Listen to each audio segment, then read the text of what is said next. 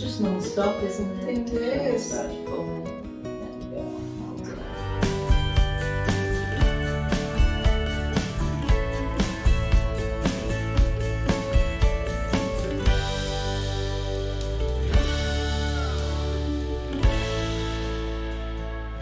Hi everyone, Namaskar, Salam, Sat Shri Akal. Welcome back to Deep All in One channel. I hope you all are doing really well. शाम के करीब 6:30 बजे हैं। Dinner मेरा बन चुका है। डिनर में मैंने बहुत ही टेस्टी सी ओट्स वाली खिचड़ी बनाई है जो घर में सबको बहुत पसंद है। खाना खाने में अभी टाइम है तो मुझे लगा कि चलो किचन थोड़ी सी मैं समेट लेती हूँ, साथ ही थोड़े से आइटम इधर के उधर शफल कर देती हूँ, क्योंकि आज ऑफिस से वापस आते हुए साहब को घर का कुछ सामान लेकर आना था ग्रोसरी से रिलेटेड, तो उनको टेस्को में एक किचन अप्लायंस ऑफर में दिखाई दे गया जिसके बारे में हम काफ़ी टाइम से सोच रहे थे लेने का, और बहुत ही अच्छे प्राइस हमें मिल गए। तो जैसे छोटे बच्चे का कोई भी खिलौना आता है ना और उसको बेचैनी लग जाती है कि बस खोल के अभी खेल के देखो, तो आई थिंक वही हम लेडीज़ का हाल है कि किचन से रिलेटेड कुछ भी आए तो बस फटाफट खोल के देखो कि कैसे काम कर रहा है। तो जो नया किचन अप्लायंस आया है उसको मुझे काउंटर टॉप पे रखना है, तो उसके लिए जगह बनानी पड़ेगी। हालांकि मेरे काउंटर टॉप पे बहुत ज़्यादा चीज़ें नहीं हैं। एयर फ्रायर है जो हफ्ते में 4 से 5 दिन यूज़ होता ही है, केटल होती है जो एवरीडे बहुत बार यूज़ होती है, और साथ ही ऑयल बॉटल्स हैं। एक कॉर्नर में मैंने अरोमा डिफ्यूज़र रखा हुआ था तो वो मैंने हटा के उधर की तरफ मैंने रख दिया है अपना एयर फ्रायर। एयर फ्रायर में जब भी यूज़ करती हूँ तो उसे बिल्कुल आगे तक सरका लेती हूँ, बट स्टिल पीछे जो है वो फ्यूम लग के थोड़ी सी ग्रीस ग्राइम हो ही गई है। तो इसको हटाया है, अच्छे से इसको क्लीन करूँगी। ज़फ़्लोरा मैं यहाँ पे यूज़ कर रही हूँ, इसको स्प्रे करके आप बस कपल ऑफ सेकेंड्स के लिए ही छोड़ दें तो बहुत ही अच्छे से ये सारी जो ग्रीस है उसको कट कर देता है और आपको बिल्कुल भी मेहनत नहीं करनी पड़ती। तो बिल्कुल आपके सामने ही मैंने डैम्प क्लॉथ से उसको बस स्प्रे किया और फिर एकदम से क्लीन कर दिया, और जो वो येलो सा मार्क हो रहा था वो एकदम से वहाँ से निकल गया। और बस इसके बाद जो है इस कपड़े को मैंने एक बार धुल के और फिर दोबारा से डैम्प क्लॉथ से जितनी भी टाइल्स थी मेरी वो सारी की सारी मैंने अच्छे से क्लीन कर दी हैं। और ज़फ़्लोरा की जो खुशबू होती है ना, आई रियली लव इट। बिल्कुल किचन ना महकता रहता है। तो रात को तो वैसे भी मैं कोशिश करती हूँ कि स्प्रे से अच्छे से क्लीन कर दूँ। तो स्पेस मैंने बना दिया काउंटर टॉप पे। लगे हाथ सोचा कि जो ब्रेकफास्ट बार है इसकी भी सेटिंग चेंज कर देती हूँ।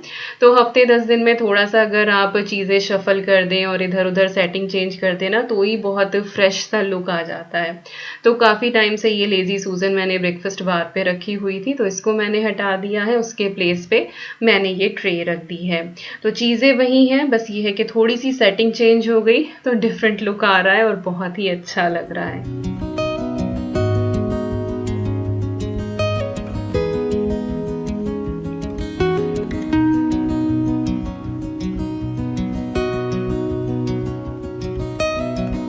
और ये है मेरी किचन का नया अप्लायंस, मेरा नया हेल्पर विच इज़ माइक्रोवेव। तो जैसे कि बताया कि टेस्को से बाय किया है, ब्रेवली ब्रांड का है ये, और आई थिंक इसकी जो ओरिजिनल प्राइस है वो कुछ 67 या 68 पाउंड्स थी। क्लब कार्ड के साथ ये कुछ 57 पाउंड्स का हो रहा था, तो साहब आते हुए ले आए और ये वेल नोन ब्रांड है। और मेरा माइक्रोवेव आई थिंक 3 साल पहले ख़राब हुआ था और उसके बाद यही था कि चलो ले लेंगे। फिर ये हुआ कि अब घर ले रहे हैं तो चलो नए घर में जाके लेंगे। तो आजकल आजकल करते हुए 3 साल निकल गए माइक्रोवेव के बिना। और कुछ चीज़ें ऐसी होती हैं जिनमें माइक्रोवेव बहुत हेल्प करता है, जैसे कि आपको राइस गर्म करना है या क्विकली आपको थोड़ा सा दूध गर्म करना है, और या फिर अगर फ्रोज़न कोई चीज़ है उसको थॉ करना है तो ये उन चीज़ों में बहुत हेल्पफुल रहता है। या फिर बच्चों के लिए एकदम से पॉपकॉर्न बनाना है तो बस सोच ही रहे थे लेंगे लेंगे, बट फाइनली ये आ ही गया। और डिजिटल है ये, 20 लीटर इसकी कैपेसिटी है और आई थिंक इसकी जो पावर है वो 800 वॉट है। डिजिटल पैनल है, बहुत ही सारे इसके ऑप्शन हैं और क्वाइट अफोर्डेबल। टेबल टॉप है, ऊपर इसके आप चीज़ रख सकते हैं कुछ भी, क्योंकि इसका जो वेंटिलेशन है वो साइड से है। अब इसको अच्छे से क्लीन करने के लिए मैंने यहाँ पे ये लेमन लिया है आधा ही, और इसको मैं बोल में डाल के इसको पानी से भर दूंगी। आप चाहे तो लेमन के प्लेस पे विनेगर भी यूज़ कर सकते हैं, दोनों सेम ही काम करते हैं। अगर आपका माइक्रोवेव गंदा हो रहा हो तो उसमें भी ये वाली जो टिप है ये बहुत अच्छे से काम करती है। और नींबू को कुछ ऐसा सच पानी में निचोड़ने की ज़रूरत नहीं है, बस एज इट इज़ ही आप डाल दें, 1 मिनट के लिए रन कर दें और उसके बाद माइक्रोवेव का दरवाज़ा ना खोलें, 5-7 मिनट के लिए उसको अच्छे से रेस्ट करने दें। तो जितनी भी ग्रीस ग्राइम या फिर कुछ अगर ऑर्डर हो जाती है ना, कई बार कुछ खाना गर्म किया उसकी महक रह जाती है अंदर माइक्रोवेव में, तो वो सारी निकल जाती है। और बस दीवारों को आप अच्छे से डैम्प क्लॉथ से क्लीन कर दें, दरवाज़ा खुला छोड़ दें इसका, और आपका माइक्रोवेव नीट एंड क्लीन हो जाएगा। तो मैंने तो अपना नया माइक्रोवेव इस तरह से क्लीन कर लिया and it is working perfectly fine. अब ये क्लिप है नेक्स्ट मॉर्निंग की, रात का मैंने फिर कुछ भी रिकॉर्ड नहीं किया था और अब मैं आपके साथ ब्रेकफास्ट रेसिपी शेयर कर रही हूँ। और आज का वो दिन था तब अद्वी को स्कूल नहीं जाना था, उनके लाइक लास्ट डे ही था ये इस टर्म का, फिर हाफ टर्म हॉलीडेज उनकी 1 हफ्ते की हैं। और इस दिन स्कूल में इंसेट डे था, टीचर्स की ट्रेनिंग होती है, तो टीचर्स के लिए स्कूल खुला होता है लेकिन बच्चों के लिए बंद होता है। तो थोड़ा सा लेट भी उठे थे आज हम लोग क्योंकि स्कूल नहीं था। तो यहाँ पे अभी मैं बना रही हूँ बहुत ही क्रंची सी पीनट आलू भाजी। उसके लिए मैंने पैन में थोड़ा सा ऑयल डाला है, हींग डाला, उसके बाद राई और करी पत्ता, साथ ही मैंने यहाँ पे पीनट्स डाल दिए हैं हैंडफुल, और इनको अच्छे से हम रोस्ट कर लेंगे। इनका जो कलर है ना वो थोड़ा सा डार्क हो जाता है और इनकी जो स्किन है उसमें क्रैक आ जाता है, तो उससे अंदाज़ा हो जाता है कि हाँ ये अच्छे से भुन गई हैं। इसके बाद मैंने बिल्कुल थोड़ी सी इसके अंदर हल्दी ऐड करी है, थोड़ी सी डालनी है, ज़्यादा नहीं डालनी है। और फिर मैंने हरी मिर्च मोटी कट करके डाल दी है। वैसे इस वाली रेसिपी में हरी मिर्च जो है ना वो कूट के डाली जाती है, और जितनी ज़्यादा आप हरी मिर्ची डालें ना ये उतनी टेस्टी लगती है। तो मिर्ची का तीखापन और मूंगफली का क्रंचीनेस और इसके अंदर ये आलू, oh my God it is so tasty सब्जी। अद्वी भी खाने वाली थी, इस वजह से मैंने मिर्ची जो है वो थोड़ी सी कम डाली है। और उसके बाद उबले हुए आलू मैंने ऐड कर दिए थे, ये मैंने हाथों से ही तोड़ लिए थे, टेस्ट के हिसाब से मैंने सॉल्ट डाल दिया और बस इसको 2 से 3 मिनट हम इस तरह से भून लेंगे। कुछ भी ढकने वगैरह की ज़रूरत नहीं है, चाहे तो ढक दें तो जल्दी ही कुक हो जाती है। मीनवाइल यहाँ पे हम दही वाली चटनी तैयार कर लेते हैं। तो थोड़ी सी मैंने दही ली है, उसको विस्क कर लिया है। इसके अंदर हम हरे धनिया की चटनी ऐड कर देंगे, और हरे धनिया की चटनी मैं कैसे बनाती हूँ मैंने अभी रिसेंट एक व्लॉग में भी शेयर किया था, मैं लिंक डाल दूंगी डिस्क्रिप्शन बॉक्स में in case you are interested. तो यहाँ पे हमारी हरे धनिए की दही वाली चटनी बनके तैयार है, जो किसी भी पैनकेक के साथ बहुत टेस्टी लगती है। तो पैनकेक का जिक्र किया है तो यहाँ पे बैटर भी दिखा देती हूँ। तो मैंने बेसन लिया था 1.5 कप के करीब, उसमें बारीक कटी हुई मैंने प्याज डाली है, एक मैंने जुकीनी ग्रेट करके डाली है स्किन के साथ ही, थोड़ा सा करी पत्ता, थोड़ा सा धनिया पाउडर, सॉल्ट ऐड किया है, और इसके अंदर मैंने डाला है बिल्कुल थोड़ा सा गरम मसाला, दैट्स इट। आप चाहें तो इसके अंदर भी बारीक कटी हुई हरी मिर्चें ऐड कर सकते हैं, या फिर जो भी सब्जी आपके पास अवेलेबल हो आप वो ग्रेट करके डाल दें, पालक भी बहुत अच्छा जाता है। और इसका ये थिन सा बैटर बना के मैंने रख लिया था। तो यहाँ पे हमारी जो आलू भाजी है वो भी ऑलमोस्ट रेडी हो गई है, तो इसको हम उतार लेंगे और अब हम अपने पैनकेक्स बनाना शुरू करेंगे। तो बहुत ही क्विकली ये सारी चीज़ें जो है ना वो बनके तैयार हो जाती हैं। बैटर बना के बस आपको 5-10 मिनट रेस्ट कराना है, बैटर बना लें और उसके बाद फिर आलू भाजी बना लें, चटनी बना लें, तब तक बैटर रेस्ट करेगा और फिर आप उतारना शुरू कर दें। तो ये मेरा नॉन स्टिक तवा है, ये टीफैल ने मुझे बहुत टाइम पहले भेजा था, तो कुछ ही कामों के लिए मैं इसको यूज़ करती हूँ, और क्योंकि इसके ऊपर मैं कोई भी स्टील वूल यूज़ नहीं करती हूँ, नॉन स्टिक है, फिर वो नॉन स्टिक ख़राब हो जाती है अगर आप उसको स्टील वूल से करते हैं, तो इसीलिए किनारों पे आपको हल्का हल्का सा ब्लैक दिखाई दे रहा होगा, बट वो इसीलिए करती हूँ ताकि नॉन स्टिक इसकी ख़राब ना हो। तो बिल्कुल थोड़ा सा मैंने ऑयल इसके ऊपर स्प्रे किया है और 1 लैडल भर के मैंने यहाँ पे पैनकेक का बैटर डाल दिया, या फिर आप चीला बोल दें, चीले का बैटर डाल दिया है, और मीडियम फ्लेम पे इसको हम अच्छे से सिकने देंगे। जब ये ऊपर से थोड़ा सा आपको लगे कि सिक गया है, हल्का सा ऑयल स्प्रे कर दें और इसके बाद फिर आप इसको पलट के दूसरी तरफ से भी सेक लें। तो इसी तरह से दोनों तरफ आपको पलट पलट के इसको क्रिस्पी होने तक सेक देना है। बहुत अच्छी ये ब्रेकफास्ट रेसिपी है, और लंच बॉक्स रेसिपी है, आप बच्चों को लंच बॉक्स में भी दे सकते हैं। बहुत सॉफ्ट रहता है, बहुत अच्छा रहता है। आलू भाजी या तो आप अलग से दे दें बच्चों को, या फिर आप स्टफ करके भी अंदर दे सकते हैं, जैसे कि डोसे के अंदर आप लगाते हैं, बिल्कुल उस तरह से भी आप दे सकते हैं। पीनट्स का आप देख लें कि आपके बच्चे के स्कूल में अलाउड है या नहीं है। मेरी बेटी के स्कूल में अलाउड है, वो ले जा सकती है। तो बस एक पैनकेक हो गया रेडी, और बस इसी तरह से सारे मैं बना के तैयार कर लूँगी।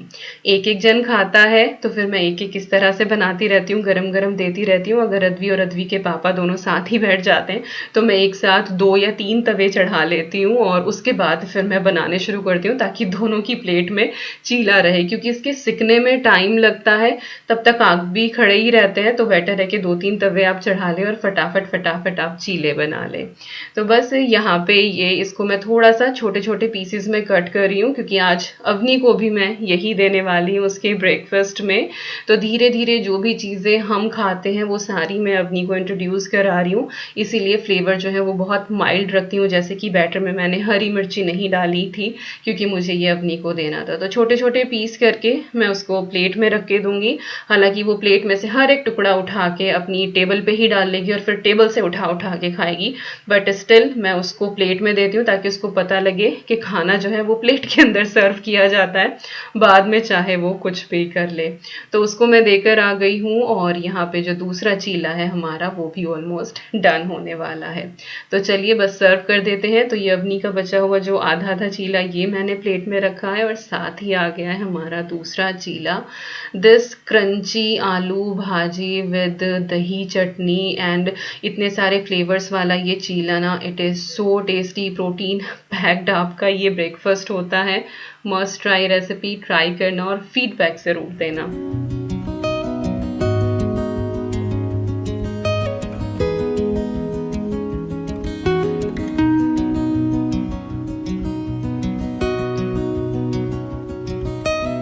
तो चलिए पेट पूजा तो हो गई है, अब काम की तरफ लगते हैं।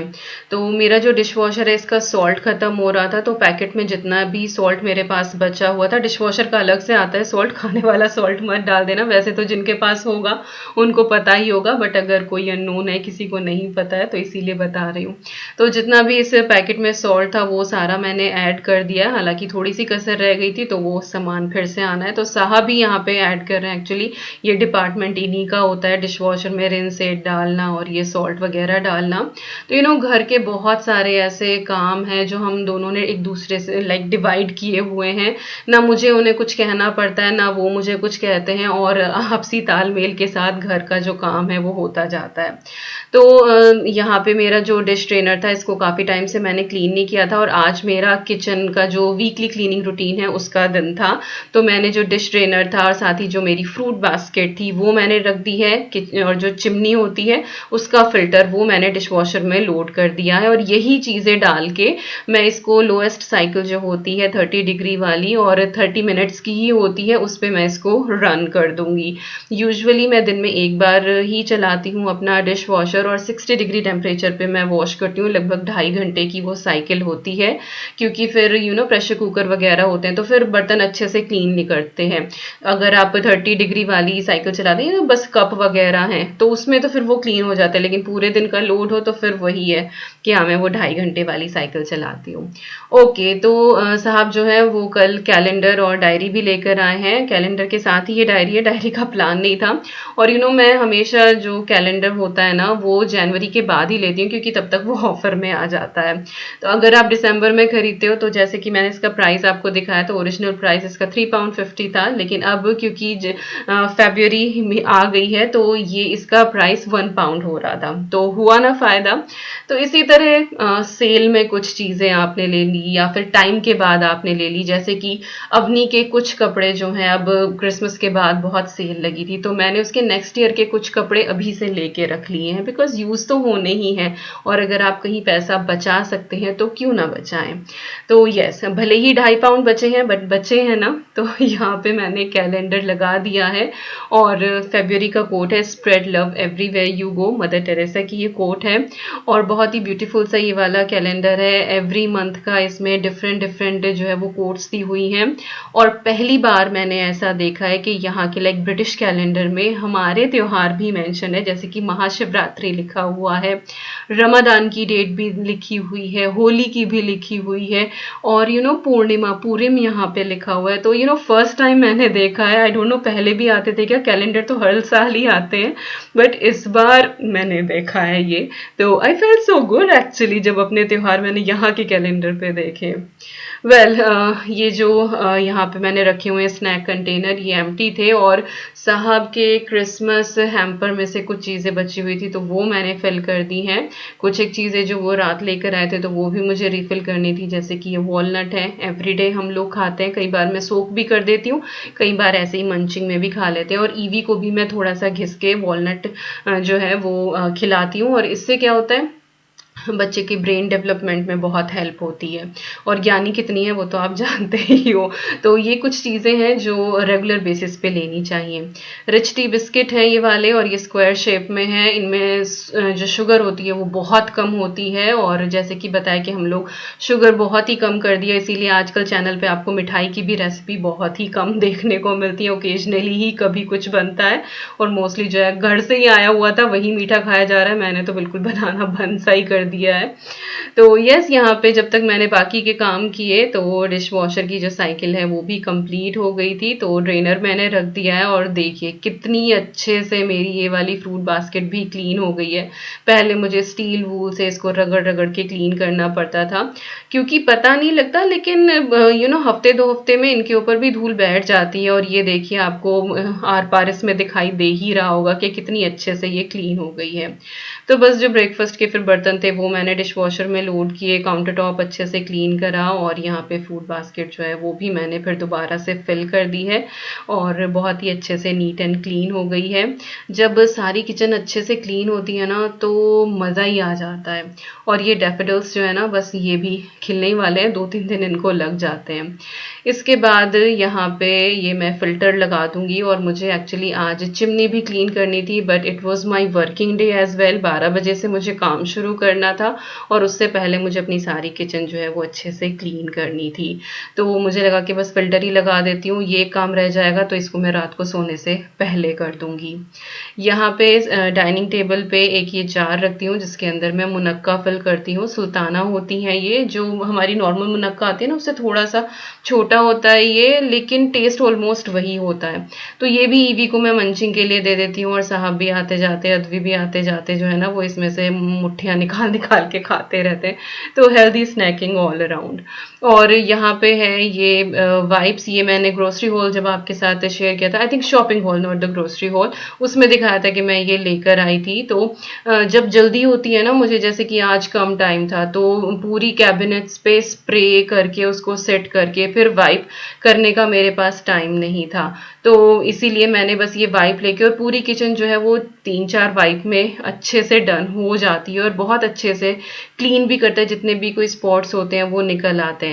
बस एक इसमें ये रहती है कि जब आप वाइप से क्लीन करते हैं तो हल्का हल्का सा ना पानी का निशान सा रह जाता है। तो साहब को आप इधर देख रहे हैं, वो आज पूरे घर के जाले साफ कर रहे हैं, ये उनका डिपार्टमेंट था आज का, ये उनका क्लीनिंग रूटीन था। तो उन्होंने पूरे घर के जो है वो जाले दीवार जो है ना वो अच्छे से क्लीन करी है डस्टर से। रेगुलर बेसिस पे आप ये काम करते रहे ना तो आपका घर हमेशा क्लीन और ऑर्गेनाइज्ड रहता है। तो मैंने कैबिनेट्स जो है ना वो सारी क्लीन कर ही दी थी और बस साहब को बोल ही रही थी कि चिमनी नहीं हो पाएगी मुझसे। देन ही वाज लाइक कि मुझे अभी टाइम है तो चलो चिमनी मैं अभी साफ कर देता हूँ, तो सारी किचन एक साथ ही क्लीन हो जाएगी। तो वही ज़फ्लोरा वाला ही स्प्रे है और उसको अच्छे से चारों तरफ कर दिया है स्प्रे। थोड़ी देर सेट करेंगे और कपड़े से ही इसको क्लीन कर देंगे, बट साहब को लगा कि अगर स्पंज से करो तो ज़्यादा बेटर होगा, उनको ज़्यादा जोर लगाने पड़ रहे थे कपड़े से। तो फिर उन्होंने किचन वाला जो होता है ना स्पंज, वो लेके और उसको अच्छे से स्क्रब कर दिया और बहुत ज़्यादा जोर लगाने की ज़रूरत नहीं होती, बहुत ही आराम से क्लीन हो जाता है। तो आई वॉज सो हैप्पी कि चलो मेरा ये काम निपट गया, ही हेल्प मी अलॉट। इन्होंने अपना तो रूटीन पूरा किया ही, साथ ही मेरे रूटीन में भी मेरी हेल्प करी। और बस यहाँ पे जो पेंट्री यूनिट है मेरी वही रह गई थी। अच्छा हाँ, मैं ये बोल रही थी कि हल्का सा ना पानी का निशान रह जाता है इससे, क्योंकि गीला होता है ना ये वाइप, तो जैसे सूखता है तो वो निशान सा रह जाता है। But you know every night damp cloth से मैं साफ करती ही हूँ अपनी जितनी भी कैबिनेट्स होती हैं, और हफ्ते में 1 या 2 बार स्प्रे से भी हो ही जाता है। तो जब डैम्प क्लॉथ से आप इसको दोबारा से क्लीन करते हैं तो वो निशान चला जाता है, तो I was not bother about that. But at least जो कुछ छोटे मोटे निशान रह गए थे, हाथ के निशान लग जाते हैं, तो वो हट जाते हैं इससे। और किचन जो है वो मेरी सारी क्लीन हो गई है, सारी चीज़ें अच्छे से मैंने सेट कर दी हैं, और आपको अभी दिखा देती हूँ। मैंने माइक्रोवेव का फाइनल लुक नहीं दिखाया था कि मैंने कैसे सेट किया। तो यहाँ पे हो गया एयर फ्रायर, इसके ऊपर जो है वो नैपकिन होल्डर रखा हुआ है, बराबर में मैंने केटल रख दिया और मनी प्लांट रखा है। और इधर हमारा माइक्रोवेव, जो ऑयल बॉटल्स हैं वो सेम जहाँ पहले थी वहीं रखी हैं, और माइक्रोवेव के ऊपर मैंने ट्रे के अंदर रख दिया है टी, शुगर और कॉफ़ी का कैनिस्टर। ये इजी हो गया है, और मेरी जो कैबिनेट में ये ऊपर रखे रहते थे वहाँ पे थोड़ा सा और स्पेस हो गया है और इजी एक्सेस हो गया है, and it is looking quite good. और जो मेरा अरोमा डिफ्यूज़र है उसको मैंने इधर यहाँ साइड पे रख दिया है, और ये भी बहुत ही ब्यूटीफुल लग रहा था। उसको मैंने छोटी सी एक राउंड ट्रे में रख दिया, और उसके सामने आउल वाला मेरा ये प्लांटर जिसके अंदर फेक रोजेज हैं। और यहाँ पे क्या है, यहाँ पे है साबुत उड़द और राजमा, क्योंकि आज लंच में बनने वाली है दाल मखनी, जो कि बहुत ही क्विक बनेगी। अच्छा, ये वाली जो क्लिप है ना डैफोडिल्स खिले हुए, ये 3 दिन बाद की है जब ये अच्छे से खिल गए थे। आई थॉट कि चलो आज की वीडियो में ये मैं ऐड कर देती हूँ, आपको दिख जाएंगे कि कैसे लग रहे हैं ये खिलने के बाद। बहुत ही ब्यूटीफुल लगते हैं। तो बस अब फाइनल काम था मेरा वर्क शुरू करने से पहले दाल बनाने का। तो मैंने दाल जो है वो अच्छे से वॉश कर ही ली थी, रात को वॉश करके मैंने उसको सोक किया था, और अब मैंने उसको एक बार अच्छे से और वॉश कर लिया था। बहुत ज़्यादा रगड़ते हैं तो फिर छिलका उतर आता है। तो उसको मैंने प्रेशर कुकर में डाल दिया है, जितना पानी चाहिए उतना मैंने ऐड करा है। सॉल्ट डाल दूंगी मैं टेस्ट के हिसाब से। और आपने अगर मेरी मंथली मील प्लानिंग की वीडियो देखी होगी तो उसमें मैंने मसाला क्यूब्स बना के रेडी किए थे, तो उसमें से जो मसाला था वो मैंने इसके अंदर ऐड करा है। साथ ही जिंजर गार्लिक की जो क्यूब्स मैं बनाती हूँ वो मैंने एक इसके अंदर ऐड कर दी है। और मुझे कुछ नहीं करना है, प्रेशर कुकर की लिड लगा देनी है, और जितना उबलने में टाइम देते हैं ना कि 1 विसिल लगाई, 5 मिनट सिम पे किया, फिर 1 विसिल लगाई और बस हो गई। अब क्योंकि तड़का बना बनाया था तो मुझे इसमें कुछ भी करने की जरूरत नहीं थी। तो बस दाल मखनी रेडी हो गई थी, और अब सीधा मैं आपसे मिल रही हूँ शाम को 5 बजे के करीब मेरा अपॉइंटमेंट था आज नर्स के साथ। ब्लड टेस्ट मेरा होना था, थायराइड का जो मेरा रेगुलर चेकअप होता है एक तो वो होना था, और डायबिटीज़ का होना था। हालांकि मुझे डायबिटीज़ नहीं है, बट ये लोग रेगुलर चेक पे हैं क्योंकि I have family history of sugar and high blood pressure as well. ईवी की डिलीवरी के टाइम पे मेरा ब्लड प्रेशर बहुत ज़्यादा हाई चला गया था, और उसके बाद से लेके अब तक भी यही है कि मेरी रीडिंग्स जो हैं वो काफ़ी हाई आती हैं। Still I am not on medication, बस यही है कि थोड़ी सी डाइट अपनी सही रख रही हूँ कि हाँ सॉल्ट इनटेक जितना कम हो पा रहा है उतना मैं कम रख रही हूँ। शुगर ना के बराबर ही चल रही है, इवन चाय भी हम लोग ऑलमोस्ट फीकी ही लेते हैं। मिठाई कुछ नहीं बना रही हूँ, सैलड्स फ्रूट्स ज़्यादा ले रही हूँ। तो वही है कि हाँ डाइट जो है वो कंट्रोल मैं कर रही हूँ। तो ये लोग काफ़ी अच्छे से मेरा चेकअप कर रहे हैं बिकॉज ऑफ फैमिली हिस्ट्री, क्योंकि मम्मी को भी पेसमेकर लगा हुआ है, उनकी भी हार्ट प्रॉब्लम है, पापा की भी बाईपास सर्जरी हो चुकी है, बीपी की प्रॉब्लम है मम्मी को, पापा को शुगर की भी प्रॉब्लम है। तो इसीलिए, और फिर मुझे जेस्टेशनल डायबिटीज़ हुई थी ईवी के टाइम पे, तो इसीलिए पूरा का पूरा ये लोग रेगुलर बेसिस पे मेरा चेकअप करते रहते हैं। तो ब्लड टेस्ट हुआ मेरा, और आई होप रिपोर्ट्स जो हैं वो कुछ एक दिन में आ जाएंगी। रिपोर्ट्स आने में यहाँ पे थोड़ा सा टाइम लगता है, ऐसा नहीं कि आज टेस्ट हुआ कल को ही रिपोर्ट आ गई। तो जब भी रिपोर्ट आएंगी मैं आपके साथ शेयर करूँगी, फिंगर क्रॉस्ड। और हाँ, अभी कुछ दिन पहले कमेंट भी आया था कि आप बोलती हो कि आप योगा करती हो, आप शाम को कम खाना खाती हो, आप नहीं खाती हो, फिर भी इतनी मोटी हो। तो मेरे मोटापे का जो रीज़न है वो है स्टेरॉइड के इंजेक्शंस, जो मुझे कार्पल टनल सिंड्रोम की वजह से लगे थे। ना तो थायराइड उसका कल्प्रिट है, ना ही मेरी डाइट उसकी कल्प्रिट है। वो इंजेक्शन, और उस टाइम पे मैं भी अवेयर नहीं थी कि स्टेरॉइड लेने से जो है वो आपकी बॉडी फूल जाती है। तो मेरा वेट इतना नहीं है, आई एम लाइक 74 kg, लेकिन फुलावट है मेरे शरीर के अंदर, ठोस नहीं है, फुलावट है, और उसके बारे में मैं कुछ नहीं कर सकती।